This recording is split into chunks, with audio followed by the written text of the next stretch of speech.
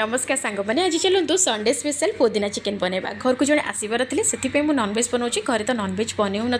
तो गोटे blending jar आम देदेबा किसी गोलमरीच आउ अदा रसुण टमाटो गोटा जीरा गोटा धनिया